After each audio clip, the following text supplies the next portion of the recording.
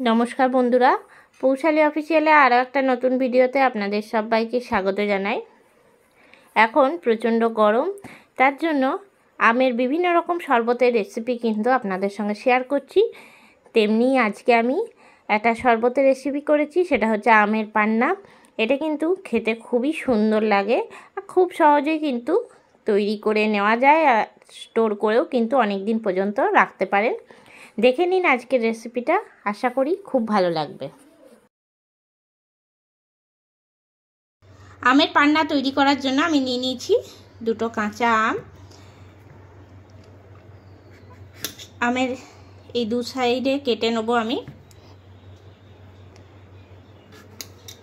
আর খোসা শুদ্ধই কিন্তু আমটা সিদ্ধ করতে দেব।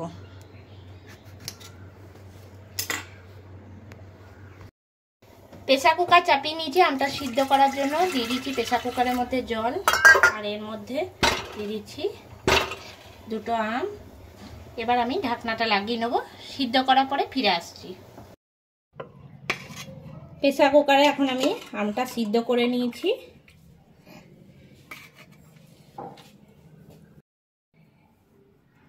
এখনো কিন্তু গরম রয়েছে। এবার আমি খোসাটা আস্তে করে ছাড়িয়ে নিচ্ছি। আমটা যদি ভালোভাবে সিদ্ধ হয়ে যায় তাহলে কিন্তু খোসাটা খুব সুন্দরভাবে ছেড়ে যায়।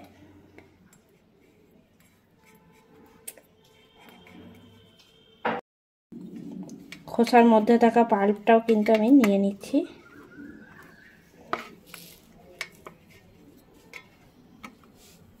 খোসাটা এবার সাইড করে দিচ্ছি।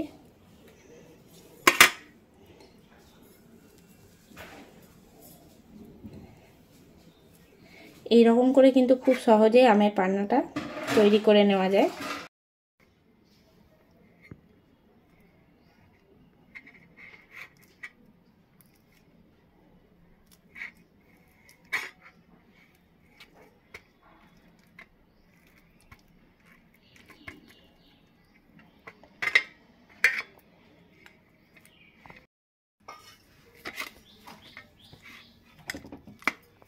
এরকম করে আমি আমের পাল্পটাকে নিয়ে নিচ্ছি।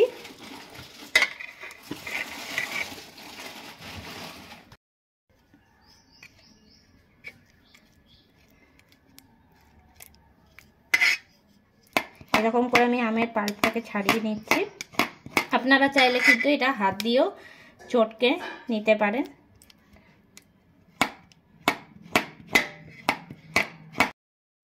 এখন আমি আমের পাল্পটা পুরোপুরি নিয়ে নিয়েছি। এবারে আমি এটা মিক্সিং জারের মধ্যে দিয়ে দিচ্ছি। নিয়ে নিয়েছি মিক্সিং জার, আর এর মধ্যে দিয়ে দিলাম আমের পাল্পটা।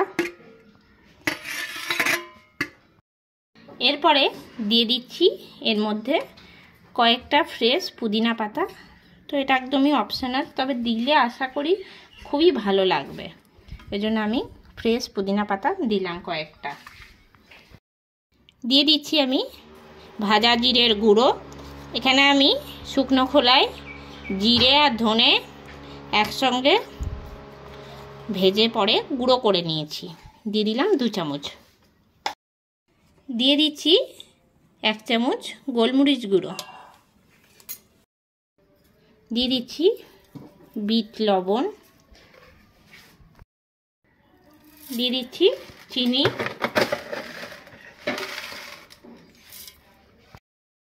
আমি এখানে 3 চামচ চিনি দিলাম, তো আপনারা মিষ্টিটা আপনাদের আন্দাজ মতনই দেবেন।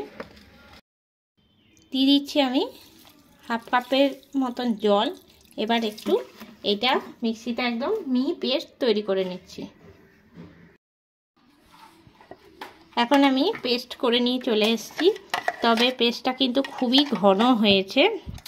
তো এর মধ্যে আমি আরেকটু জল দিচ্ছি, আরেকটু পাতলা করে নেব তার জন্য। আবার একবার আমি মিক্সিতে ঘুরিয়ে নিয়ে আসছি। আবার আমি মিক্সিং জারে একবার ঘুরিয়ে নিয়ে চলে এসেছি। আর এখন কিন্তু অনেকটাই পাতলা হয়ে গেছে। তো এটা কিন্তু কোনো একটা কাঁচের বোতলে আপনারা রেখেই দিতে পারেন, লোকজন এলে ফট করে করে দেওয়া যাবে তার জন্য। তো এখন আমি 2 গ্লাস করে নিচ্ছি। নিয়ে নিয়েছি দুটো কাঁচের গ্লাস। দিয়ে দিচ্ছি এর মধ্যে প্রথমে আইস কিউব,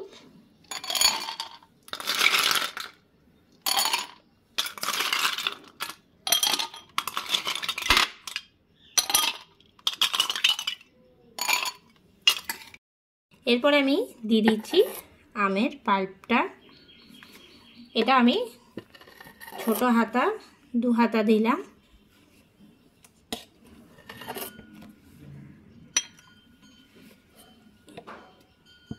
এরকম করে কিন্তু খুব ভালো আমের পান্না তৈরি করা যায়।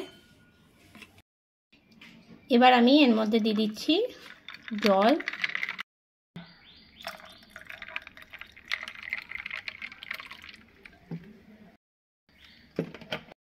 দিয়ে দিচ্ছি ওপর থেকে বিট লবণ,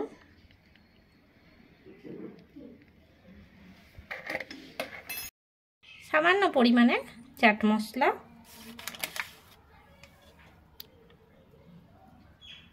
তৈরি হয়ে গেল আমের পান্না। তৈরি হয়ে গেল আমার আজকের রেসিপি আমের পান্না। এই গরমে কিন্তু বিভিন্ন রকম শরবতের রেসিপি খেতে খুবই ভালো লাগে। কেমন লাগলো আমার আজকের এই রেসিপিটা অবশ্যই আমাকে কমেন্ট করে জানাবেন। ঝটপট আপনারাও বাড়িতে কিন্তু এই রকমভাবে তৈরি করে নিতে পারেন আমের পান্না। আজকের রেসিপিটা ভালো লেগে থাকলে অবশ্যই লাইক করবেন, শেয়ার করবেন। এই চ্যানেলের নতুন বন্ধু হয়ে থাকলে চ্যানেলটা সাবস্ক্রাইব করে দেবেন। আরও নতুন কোনো রেসিপি নিয়ে হাজির হব। সঙ্গে থাকুন, দেখতে থাকুন। সবাই ভালো থাকবেন, সুস্থ থাকবেন। ধন্যবাদ।